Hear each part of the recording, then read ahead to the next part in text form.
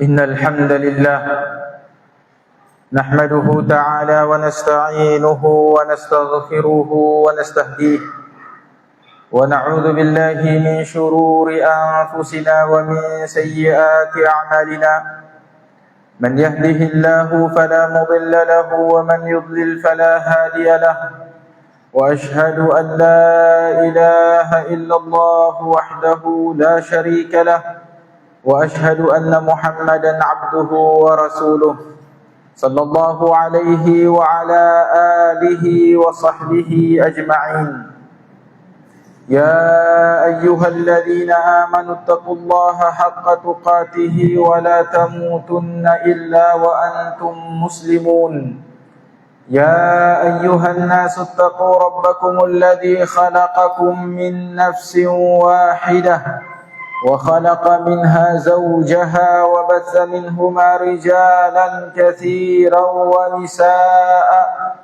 واتقوا الله الذي تساءلون به والأرحام إن الله كان عليكم رقيبا يا أيها الذين آمنوا اتقوا الله وقولوا قولا سديدا يصلح لكم أعمالكم ويغفر لكم ذنوبكم ومن يطع الله ورسوله فقد فاز فوزا عظيما أما بعد فيا عباد الله أوصيكم ونفسي الخاطئة بتقوى الله تبارك وتعالى فمن اتقاه وقاه وجعل له من كل هم فرجا ومن كل ضيق مخرجا ثم اعلموا أن خير كلام الله سبحانه وتعالى وخير الهدي هدي محمد صلى الله عليه وسلم. Jamaah Jumat yang dirahmati Allah Subhanahu wa taala. Sebaik-baik wasiat adalah wasiat Allah Subhanahu wa taala dan sebaik-baik petunjuk adalah petunjuk Nabi kita Muhammad sallallahu alaihi wasallam. Pada kesempatan khutbah kali ini, khatib mengajak kita semua untuk bertakwa kepada Allah Subhanahu wa taala dan memperbanyak salawat kepada Nabi sallallahu alaihi wasallam. Kemudian mari bersama-sama kita mentadabburi dan mengkaji 3 ayat Al-Quran. Sebelum datang hilal Ramadan, maka kita perlu mempersiapkan persiapan-persiapan yang itu demi memakmurkan Ramadan kita nantinya. Ayat yang pertama, firman Allah Subhanahu wa taala pada surat Ar-Ra'd ayat ke-11. Innallaha la yughayyiru ma biqaumin hatta yughayyiru ma bi anfusihim. Sesungguhnya Allah Subhanahu wa taala tidak merubah nasib keadaan suatu kaum sampai kaum itu merubah diri mereka.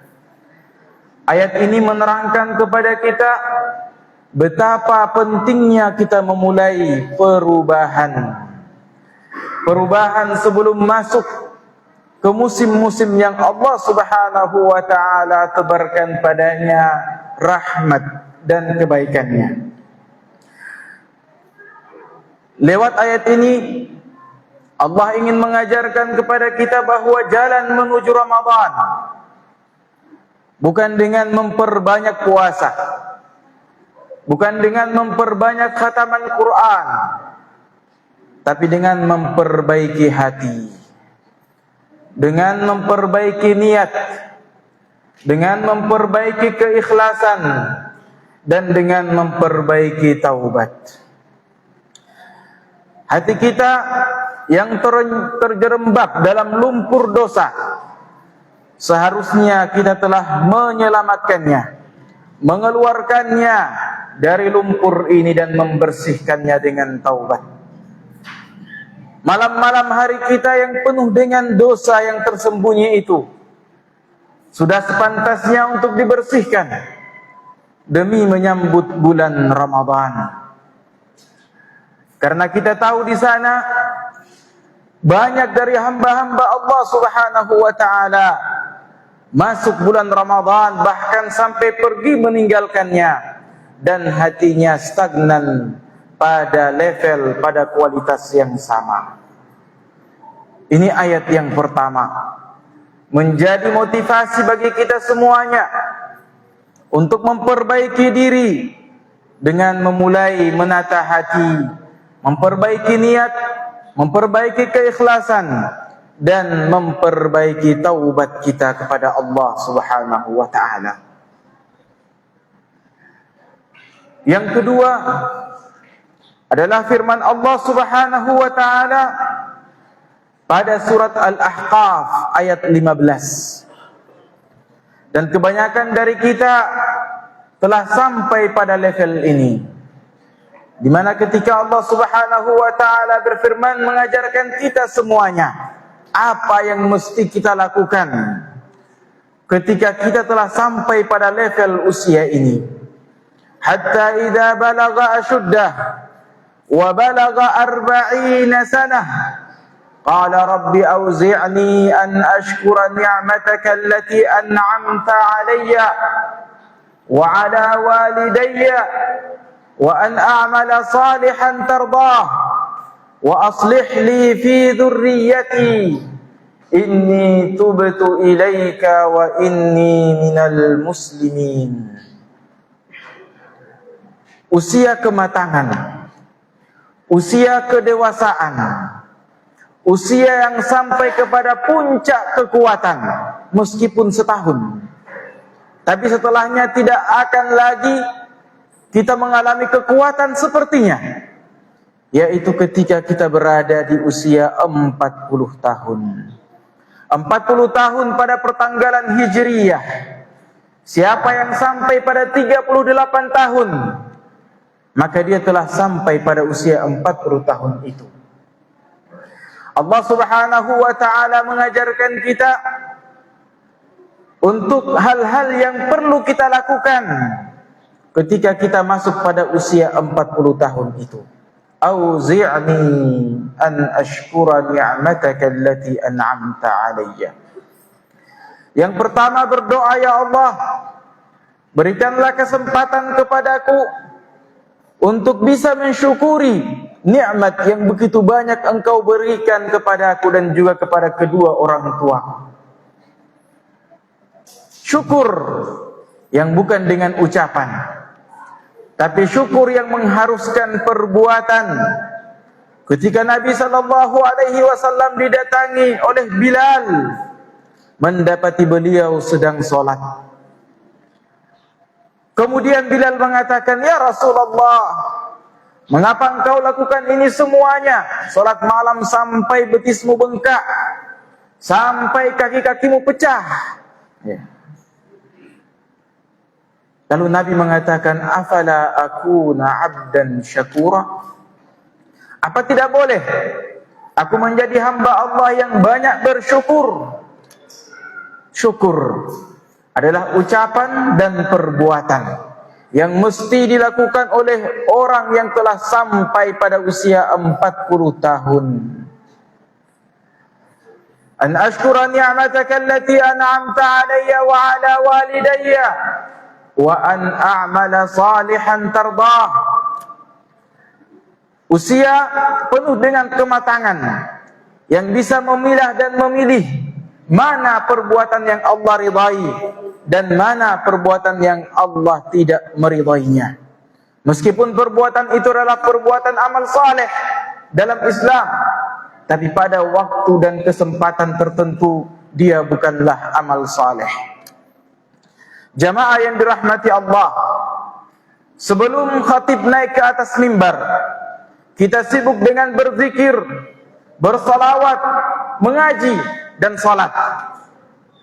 Namun ketika khatib telah mengatakan Assalamualaikum di atas mimbar, maka amalan-amalan saleh tadi bukan lagi menjadi amalan saleh yang diridai.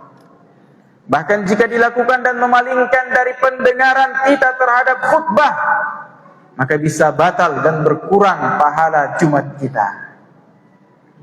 amal saleh. Ketika seorang rajin salat malam, namun kedua orang tuanya sakit dan membutuhkan perawatan, maka amal saleh yang diridhai Allah baginya bukanlah salat malam, tapi merawat kedua orang tuanya. Jamaah yang dirahmati Allah, wa aslih li fi dzurriyyati. Orang yang telah berusia 40 tahun, dia adalah seorang anak, dia adalah seorang bapak, dia adalah seorang suami atau istri, dan dia adalah seorang anggota masyarakat. Maka dia perlu menjaga hal-hal ini. Yang paling utama adalah menjaga keberlangsungan anak cucunya. Dan sebaik-baik perkara yang mesti dia lakukan adalah menjaga kehalalan rezekinya. Jangan karena iba kepada anak-anak kita melakukan perbuatan-perbuatan yang tidak diridhai Allah. Kita korupsi, kita mencuri, kita mengambil harta orang. Alasannya, anak saya mau makan apa? Tidak seperti itu seorang muslim berpikir. Apalagi telah sampai pada usia 40 tahun, maka perlu baginya dan wajib baginya untuk menjaga anak keturunannya dengan sumber penghasilan yang halal saja. Wa an a'mala salihan tardah wa aslih li fi dzurriyyati inni tubtu ilaika wa inni minal muslimin. Yang keempat adalah taubat. Inni tubtu ilaik. Usia 40 tahun adalah kilas balik kita menuju Allah Subhanahu wa taala. Adalah kilas balik kita mempersiapkan kehidupan akhirat kita. Maka kita perlu memulainya dengan bertaubat kepada Allah Subhanahu wa taala. Bertaubat akan masa muda yang terlewat begitu saja. Bertaubat atas kebodohan kita terhadap syariat Islam ketika kita telah berada di usia 40 tahun. Bertaubat karena kita belum bisa membedakan dan belum tahu atau belum bisa melakukan bahwa ketika khatib berkhutbah tidak boleh seorang pun berbicara. Jika ada yang berbicara maka pulanglah, karena dia tidak mendapatkan pahala Jumat sama sekali. Dia hanya bisa datang untuk menggugurkan kewajibannya saja dan tidak bernilai di sisi Allah Subhanahu wa taala. Wa inni minal muslimin. Orang yang telah berusia 40 tahun harus bangga dengan agamanya. Tidak malu menonjolkan syariat Islamnya. Tidak malu menampakkan sunnah-sunnah dalam kehidupannya. Dia perlu bangga dengan agamanya, bangga dengan syariat agamanya, karena hanya itu yang bisa dia banggakan di hadapan Allah Subhanahu wa taala. Itu ayat yang kedua, memberi pesan kepada kita bahwa usia 40 tahun adalah usia untuk kita kembali menata kehidupan akhirat kita. Adapun ayat yang ketiga, jamaah yang dirahmati Allah Subhanahu wa taala, adalah firman Allah Subhanahu wa taala, awalam nu'ammirkum ma yatadakkaru fihi man tadakkar wa ja'akumun nadhir. Usia 60 tahun. Usia 60 tahun. Dan banyak juga jamaah masjid ini yang telah berusia 60 tahun. Ada apa dengan usia 60 tahun? 60 tahun adalah usia ketika alasan-alasan kita ditolak oleh Allah Subhanahu wa taala. Apapun alasan kita untuk tidak salat, tidak datang ke masjid, ketika kita telah berusia 60 tahun, maka semuanya tertolak oleh Allah Subhanahu wa taala. Awalam nu'ammirkum Ma yatadzakkaru fihi man tadzakkar. Bukankah engkau telah aku beri usia 60 tahun agar bisa mengetahui peringatan-peringatanku, agar bisa berbuat amal saleh. Wa ja'akumun nadhir, dan telah sampai peringatan itu kepada kalian. Entah itu Rasul Muhammad sallallahu alaihi wasallam, entah itu Al-Quran, ataukah uban yang telah memenuhi kepala dan janggutmu. Jemaah yang dirahmati Allah, Nabi kita sallallahu alaihi wasallam bersabda, "Ajarallahu ila mri'in akhara ajalahu hatta balagha 60 sanah." Allah tidak lagi menerima alasan orang yang telah Allah panjangkan usianya sampai 60 tahun tapi masih malas-malas ke masjid, masih bolong-bolong puasanya, masih malas-malas sedekahnya. Bahkan Imam An-Nawawi dalam kitab Riyadhus Shalihin menulis satu bab khusus tentang usia 60 tahun, di mana beliau mengatakan suatu bab al-hathu 'ala izdiyaj, motivasi untuk izdiyaj, memperbanyak amalan-amalan kebaikan. Lalu beliau menyebutkan hadis ini, menyebutkan ayat ini yang menjadi peringatan bagi kita semua bahwa umur 60 tahun adalah umur terakhir dari umat Muhammad sallallahu alaihi wasallam. A'maru ummati baina 60 wa 70 wa qalilun ma yajuzu 70. Umur umatku adalah 60 dan 70, dan sangat sedikit dari umatku sampai kepada usia 70 tahun. Para ulama menyebutkan usia 40 tahun sampai ke 60 tahun itu adalah usia ketika Bani Adam diwafatkan. Jangan sombong dengan 40 tahun kita. Jangan bangga dengan pendapatan, pencapaian, status sosial kita. Jangan juga bangga bahwa kesehatanku sampai kepada 60 tahun. Ternyata itu adalah finish akhir dari usia umat Muhammad sallallahu alaihi wasallam. Sehingga kita perlu mempersiapkan diri dan perlu sadar, wahai anak-anak 40 tahun dan juga anak-anak yang berusia 60 tahun. Iya, kita semua adalah anak-anak Adam. Persiapkanlah dirimu dengan baik. Nabi kita sallallahu alaihi wasallam bersabda, "Idtanim khamsan qabla khamsin." Manfaatkan 5 perkara sebelum datang 5 perkara yang menjadi lawannya. Syababaka qabla haramik. Masa mudamu, masa kuatmu, penuhi dia dengan amalan saleh sebelum datang masa tuamu, masa lemahmu. Wa sihhataka qabla saqamik. Sehatmu sebelum sakitmu. Manfaatkan demi kebaikanmu di dunia dan di akhirat. Wa ghinaka qabla faqrik. Kayamu sebelum miskinmu. Wa faragak qabla syughlik. Masa liburmu atau masa lapangmu sebelum datang masa kesibukanmu. Wa hayataka qabla mautik. Dan hidupmu sebelum datang kematianmu. Selama hayat di kandung badan, maka hendaklah kita mempersiapkan perjalanan atau bekal perjalanan kita menuju Allah Subhanahu wa ta'ala. Barakallahu li wa lakum fil Qur'anil azim, wa nafa'ani wa iyyakum bima fihi minal ayati wadh-dhikril hakim. Qultu ma sami'tum wa astaghfirullaha li wa lakum wa lisairil muslimina min kulli dhanbin fastaghfiruh, innahu huwal ghafurur rahim.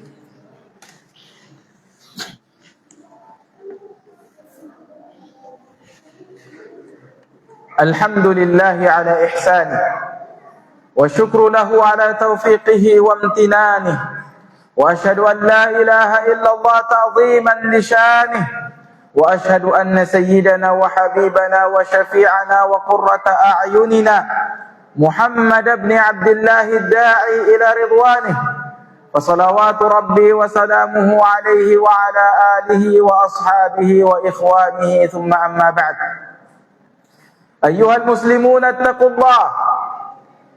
الله حق التقوى، وراقبوه في السر والنجوى، فإن أجسامكم على النار لا تقوى.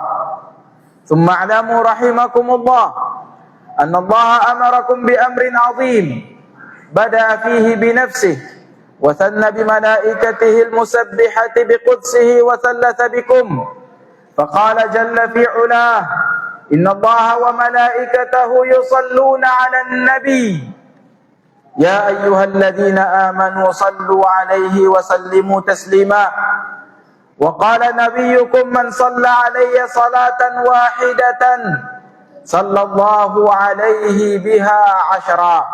اللهم صل على محمد وعلى آل محمد كما صليت على إبراهيم وعلى آل إبراهيم إنك حميد مجيد، وبارك على محمد وعلى آل محمد كما باركت على إبراهيم وعلى آل إبراهيم إنك حميد مجيد.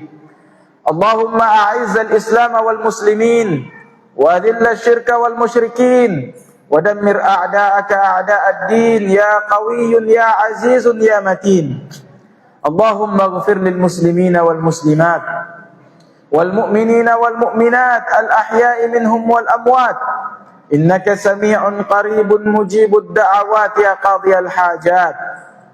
اللهم أصلح لنا ديننا الذي هو عصمة أمرنا، وأصلح لنا دنيانا التي فيها معاشنا، وأصلح لنا آخرتنا التي إليها معادنا، واجعل الحياة زيادة لنا في كل خير، والموت راحة لنا من كل شر. ربنا آتنا في الدنيا حسنة وفي الآخرة حسنة وقنا عذاب النار. سبحان ربك رب العزة عما يصفون، وسلام على المرسلين، والحمد لله رب العالمين.